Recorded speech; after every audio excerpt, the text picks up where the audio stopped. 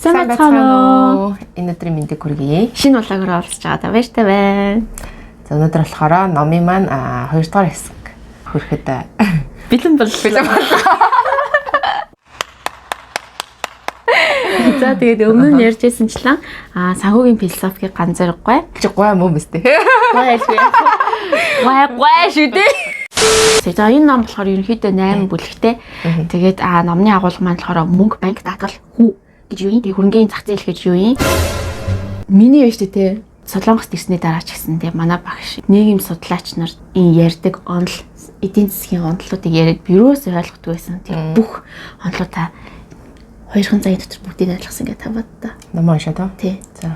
Тэгээд за үргэлжлэлийг хамтаа сонирхцгаая.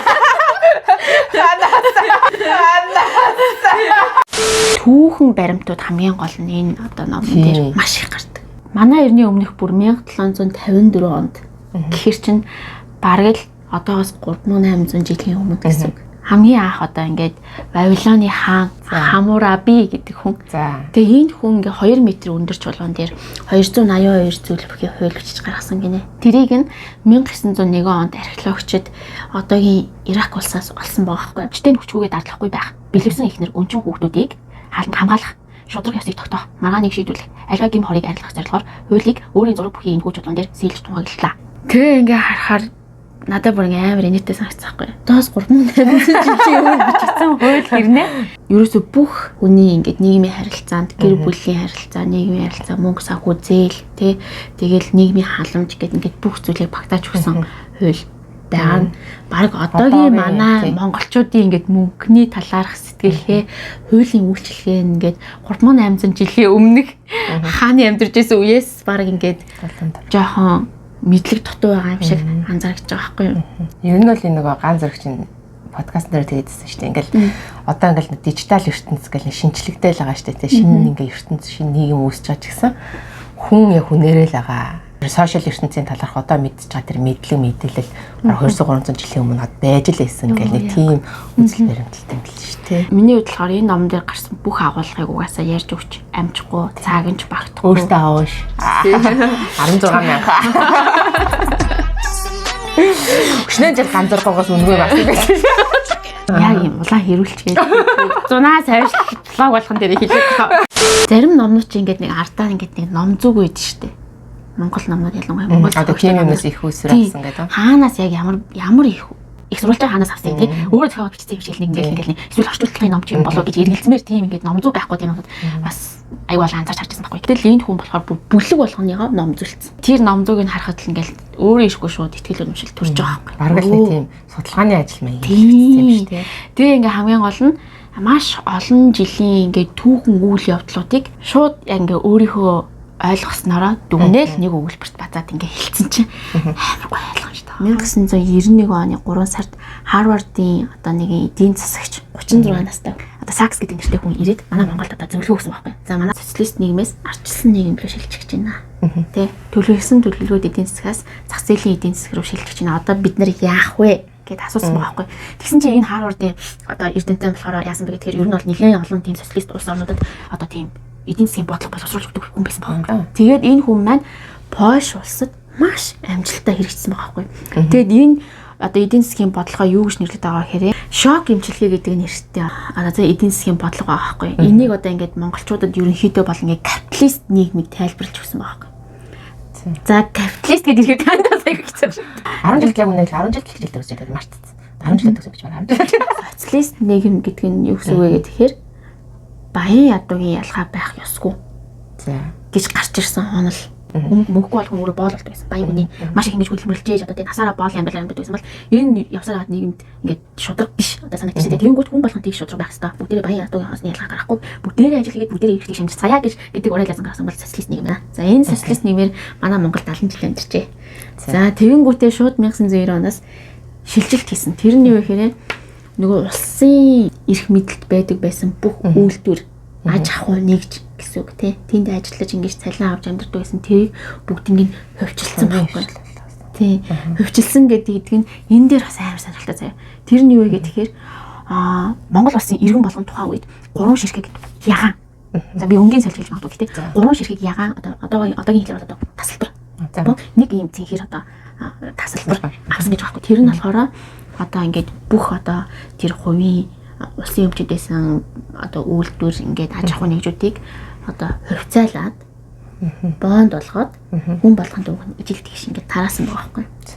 Тэгээд тухайн үед юу нүүрлсэн бэ гэхээр бүх үйлдвэр бүх одоо ингээд гадаадаас орж ирж байгаа ингээд дэмжлэг тусалцаа бүх зүйл байхгүй болоод ирсэн чинь яг түрүүний анх хэлэхэд ярьдаг шиг Монголын дэлгүүрийн лангуун дээр юу ч байхгүй болоод ирэнгүүт тэр нөгөө нэг купон тасалбар чинь одоо ашиглаж соо Монголдээ авсан.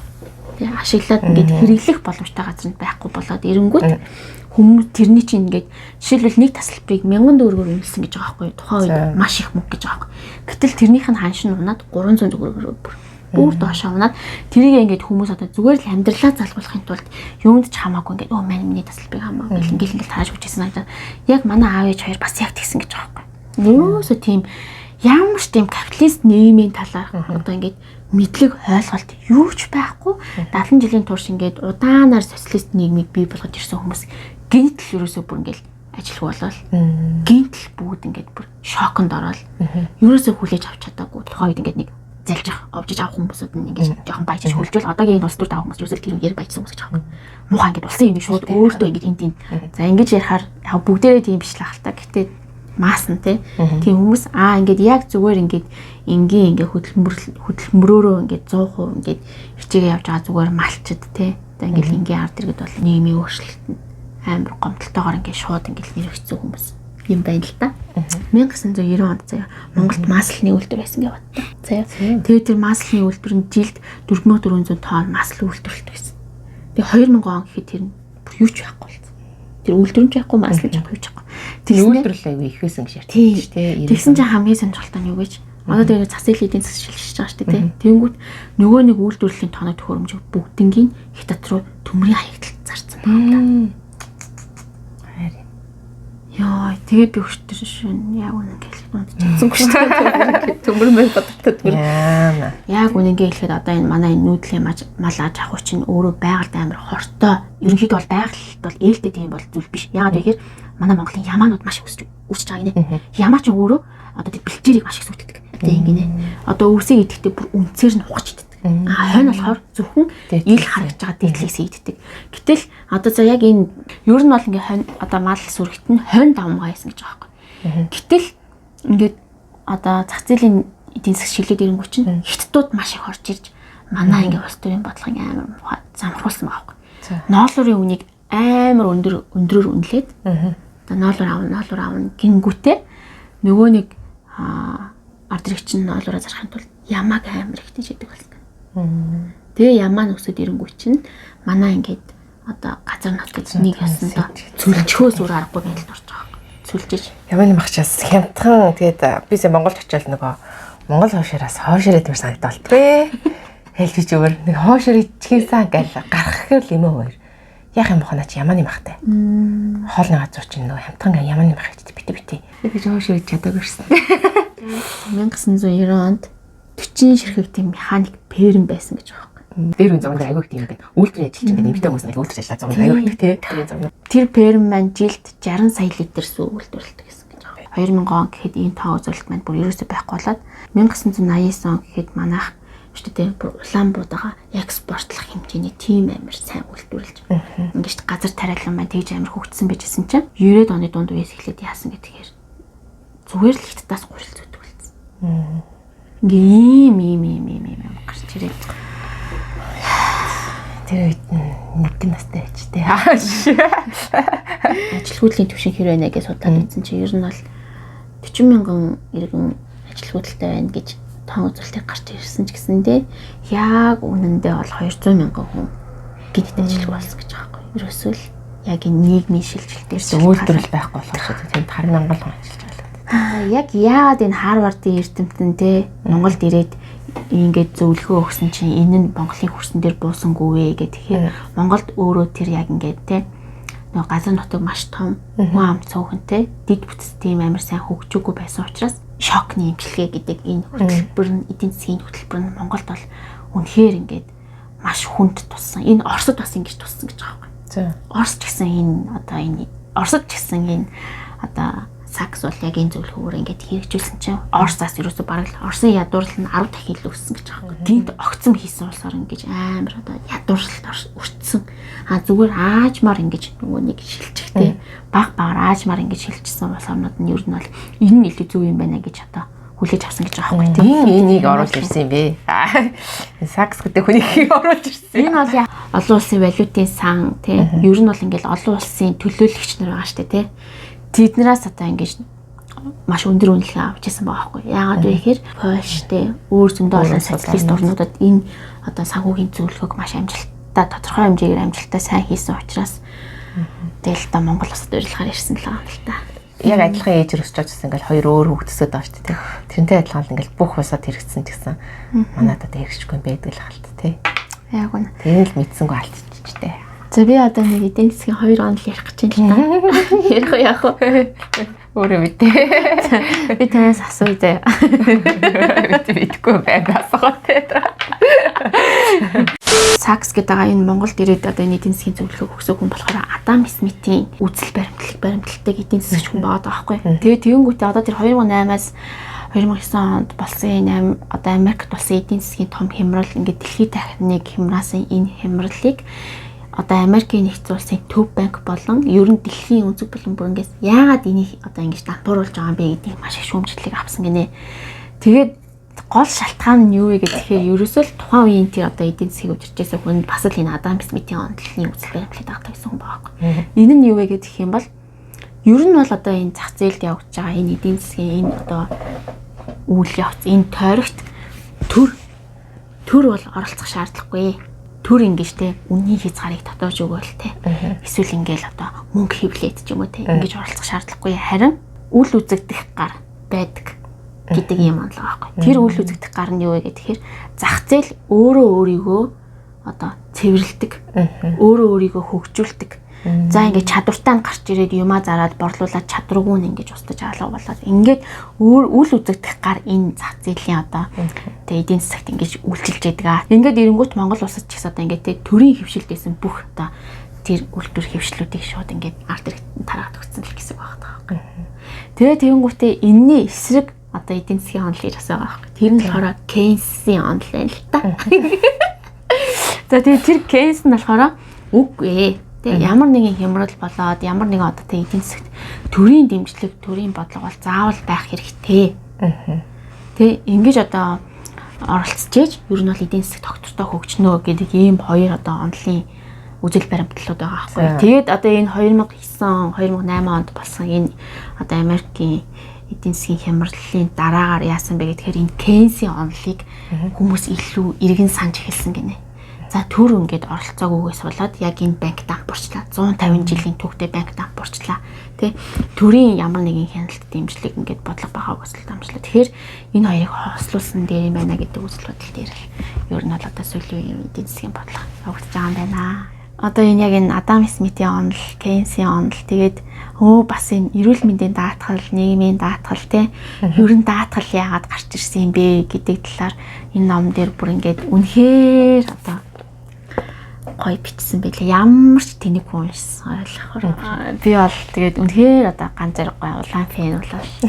Тэгээ энэ номыг уншаад хөл мэдгүй өнөд л аюу ихлээ. Тий чиний ярьжсэн. Харин чиний ярьж байгаас бол бүр мэддэг юм баг ганц. Ерөөс ганц гарсангүй ч гэж. Ер нь бол уншиж л ойлгоод тий. Харин тий. Өөрөө хэлж лээсэн л да нөгөө. Нилээн тийм их юмнууд орсон, их мэдээллүүд, их мэдлүүд орсон байгаа гэл тий. За тэгээд энэ ганц зэрэг гоч өөрөө болохоор Монгол даатгал гээд бас даатгалын одоо тийм маш том компани үүсгэн байгуулад ингээд явж байгаа. Тэгээд даатгал, банк, эрүүл мэндийн даатгал, нийгмийн даатгал ер нь яагаад биднээс авагдаад байгаа юм те гэх мэтчлээ ингээд бүр маш сонирхолтой мэдээллүүд байгаа. Тэгээд энэ талаар ер нь бол манай монголчууд ерөөсөө маш их санхүүгийн одоо мэдлэг үнэхээр хомс байна те. Бүр ингээд 3800 жилийн өмнөх үеийн хааны гаргасан хуулийг хүртэл ингээд харьцуулахад бас бид нар нэрээ арайчтай хэлэх үг алгатаа гэсэн байдалтай. Ер нь сүүлийн яг энэ номныхаа төгсгөлийн хэсгийг нэлээд халгалсан байдалтай бичсэн. Тэгээд би ч гэсэн нэлээд халгалж уншсан. Тэгэхээр ингээд сэтгэл өвдмөр санагдаж байгаа байхгүй. Одоогийн энэ улс төрийн бодлого тэг ингээл дээр байгаа хүмүүс төсвийн мөнгийг яаж муухай ингэж хэрэглээд тэг ард иргэдэд юусоо ингээд яг ингээд үр дүнгөө өгсөн тийм бодлого баримталж чадахгүй. Би улмаас ард иргэдэд нь манай монголчууд бид нар яаж зовж ядуурч ингэж байгаа л одоо тэгсэн чинь ингэж 2021 оны судалгаагаар яаж байгаа гэхээр 1990 оноос 2000 оны судалгаагаар Монгол улсад ядуурлын түвшин 26.6% байсан бол одоо энэ үний хэн тоонд 30% болцсон. 30% гэдэг чинь юу гэсэн 3 хүн тутмын нэг нь л ядуу байж байгаа тийм. Амар харамсалтай. Дөнгөж 3 сая хүний 1 саяны ядуу гэж бодлоо та. Айгүй их юм бодчих л өнгөрлөө дөө. Ингээд бас зөндөө олон ингээд санхүүгийн тал дээр, банкны тал дээр ингээд маш амжилттай явсан хүмүүсийн түүхүүдийг бас их гаргаж өгсөн.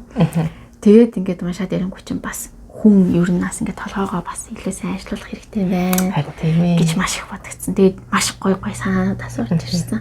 Тэрийг хэлэхгүй. Би бүр юугийн үзэл, подкастын үзэл зүгээр өөрөөсөө хичээд байдаг байхгүй юу?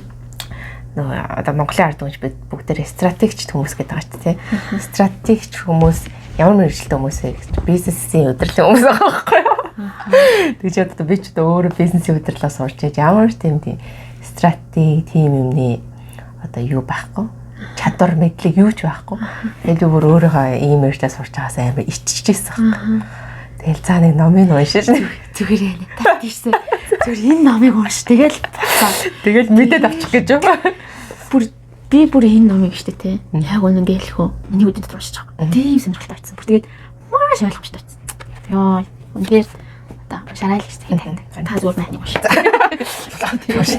Би бас яг үнэнгээ хэлэхэд өөрөө бол ингээд эдийн засаг, түүх, мөнгөтэй холбоотой тэгээд банк тий. Одоо дижитал мөнгө гэл цаасан маш их ингээ өргөн агуулгатай ном байсан. Тэгээ энэ талаар ерөөсөө ингээд ойлголт байхгүй, мэдлэг байхгүй болохоор ингээл ерөөсөө ингээд нэг орж өгөхгүй тий ингээд тойрол яваад байдаг. Дараагийн талаараа хоёлаа ямар ном ярих вэ?